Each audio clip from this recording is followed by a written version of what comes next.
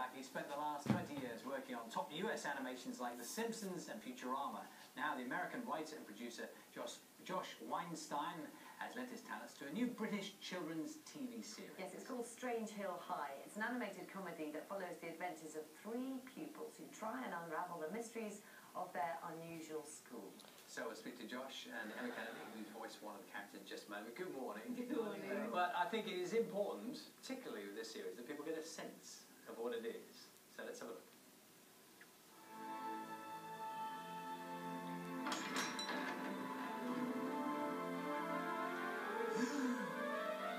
Toilet of the gods.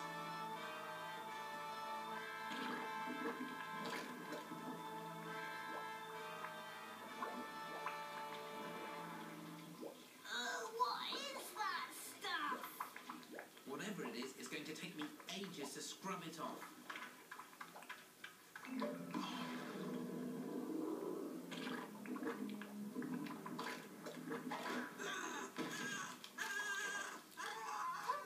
You okay? I'm just milking it for sympathy. The public will lap this up. I'll be on the show for weeks. Josh over here now. Very good morning to you both. So, Josh, give us a sense of where this sits, because it's not normal in some senses, is it?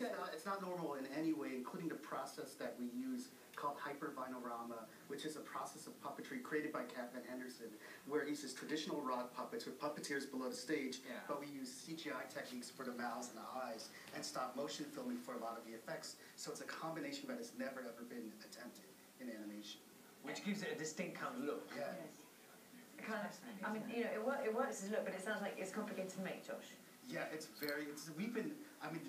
show's been in the works for years. We were brought on a couple of years ago to help develop it, and I'm running it. And Emma was actually the first writer I hired. Yes, so Emma, tell us how you got involved, because it all goes back to Twitter, doesn't it? Yes, my very first involvement was at Cat Van Henderson, who's the creator of the show, was just sitting one day on Twitter and was watching me tweeting Tracy Thorn. And she just suddenly thought, oh, she's funny. And then she's sent me a DM and said, message for Charlie yes, Okay, message, got that. and said, I'm creating this show, I'm developing this show. Is this something you would be interested in? And then we took it from there, and I had to send in a script. And that's what I loved. And we hired Emma as a writer, but after the first week of just when we were developing the show, we were all like, she's got to be the voice of Becky, right? But we didn't tell her. Tell me. In fact, we just told her last night for the first time that we knew all along. I forget she's here for a moment. What's the thing about her voice that made you think she needed to be in the show? She just channeled Becky, and it's Becky is Emma, Emma is Becky, and it's just this wonderful. She's an overconfident underachiever. That's me in a nutshell. And how old is she? No offence, Emma. She's 7. She's 12. Oh, she's 12. They're 12. Originally they were 7, and we aged them up. Okay.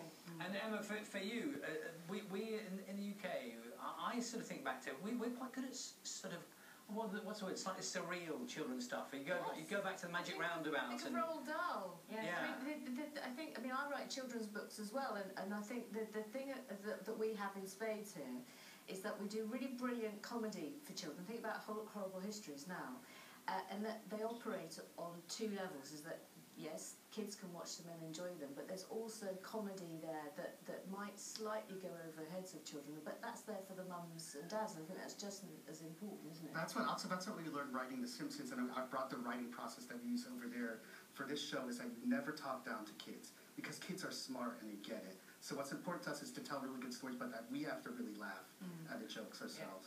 Yeah, well, famous, of course, for your work in The Simpsons. I think we can have a little look now, just a reminder for you. We want to teach Ned to release his anger in healthy doses. We need someone so irritating that Ned simply will not be able to repress his rage. Homer, can you be that annoying? What? Get in the booth. Well, now, actually, Josh, just explain to us. You talked about the technique of the writing there. So for a little scene like that, you're all gathered around a table, chucking in script ideas. That's what was fast, because for American comedy writers, we hold English writers and English comedy as like the gods of comedy to us. But so I was really surprised when I came. He's talking about me. It is. It's all based on. It's all based on me. But when I came here, I was very surprised that you don't have writers' rooms, and because that's where you can get really great ideas, where people just pitching ideas, and you never know if something's going to be a bad idea, but it might just be a germ of another idea. So we gather as a group of writers to pitch out these stories, and then we go off. And I've never done that before, because normally the way it works here is that you're commissioned to write a script and you just go off and write it on your own and you never see anyone else. But with this way of doing it, it was fantastic, because not only did we come together sort of very early on to actually sort of flesh out the characters, but we then would discuss plots all together, and that just kicks up idea after idea after idea after idea. Well, without wanting to be too sort of nuts and bolts about it, I suppose one of the reasons might be is it's quite expensive, because you're employing a lot more people. If you've got 2 writers, then that's 2 people. If you've got sort of 12 sat around a table and they're all brilliant, you've got to pay quite a lot of But money. the end product's better. Yes. Yeah, it's just you get better ideas. It's Yeah. just you don't, with people playing off each other, you do. I'm interested in how you think that this will would this transfer to an American audience, do you think? Because every episode is like a mini movie, and we take any type of legend, whether it's that thing we saw with the toilet is based on an Arthurian legend, where they discovered an ancient knight guarding this old lavvy, and Mitchell, who's the main character, is named King of England, and he immediately abuses all his powers. But we take classic legends and put them in a school environment, so that appeals to any kid. Every kid has like a fantasy discovery. I'm going to ask on your behalf. For the grown-ups as well, you know, well done if you can spot which film every single episode is based on. We've got one called Ken Kong. That was easy. That was easy, that one. On her behalf, does she get the role when it goes to America as well? I hope so. I love Be still, my beating heart. I love our English cast. It's so charming and funny. We've got Richard Ayoade, and of course Ben Smith is Mitchell, who's brilliant. Yeah. And we just got Caroline Aherne, hilarious. We'll wait and see about that one, no pressure. Thank you Thank so much. It looks really fun. Strange Hill High begins on Wednesday, the 8th of May, 5 p.m. on the CBBC channel. And we will be back tomorrow at 6. Yeah, Mike's got an interview with Ben Ainsley. See you then.